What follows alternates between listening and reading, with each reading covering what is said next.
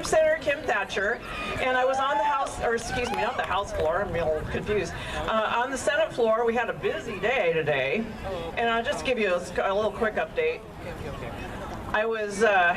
Many of us, including Senator Linthicum, spoke for a minority report that would raise the ability for people who live in a school district and want to go to a virtual school. Right now that cap's at 3%. So if you live in a district and they're all capped out, you will not be able to choose a virtual school. So we were just simply raising it to 4%. And so that's what we voted for. It failed, of course.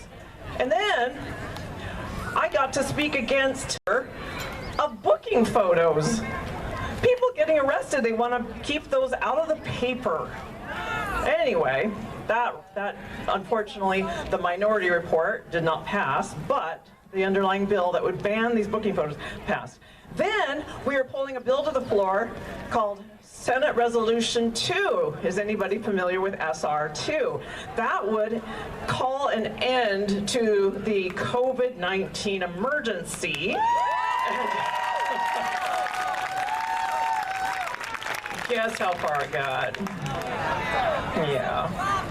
Well, anyway, it was sad and lonely walking through the halls of that building over there with nobody in there. The only person I saw was one staff member and a police officer.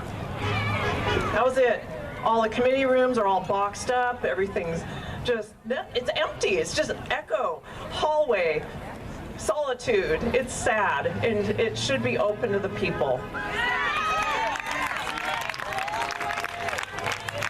Because I didn't know what else to do, frankly, I have been voting no on every bill that comes out of committee, even my own bills, just in protest of the fact that this Capitol building is closed to people, and people cannot get in, and their only avenue for redress of grievances with our government is to go through Microsoft Teams or the telephone.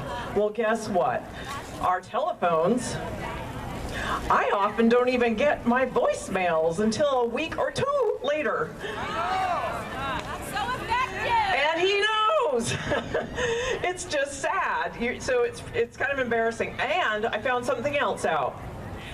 I just sent out a press release or an announcement to many of the activists that talked about Senate Bill 872, which would ban vaccination passports, and it would also make sure that we keep our constitutional rights intact while these emergencies are going on, because those are two big things that seem like the government doesn't want to recognize. They just don't want to recognize our rights. So I sent out a blurb to folks saying, I'm introducing this bill, and here's the reality of it. And anybody heard of Dr. Naomi Wolf? Well, it was with her lawyers that I worked with to introduce this combination of two of the 5 freedoms she had introduced. One of the freedoms was to open schools now. Well, we already had a bill for that. I signed on to it. And I had a bill that would also get rid of the emergency. That would be SR 2. And then getting rid of the mask mandates, and those were things being worked on. She read what I had sent out to folks about Senate Bill 872. And guess what happened?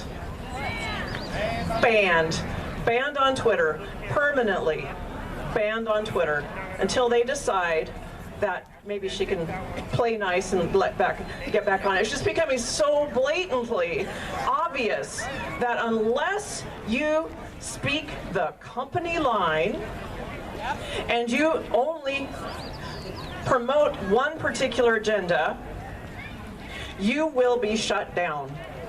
I am not going to be silenced. Neither should Dr. Naomi Wolf.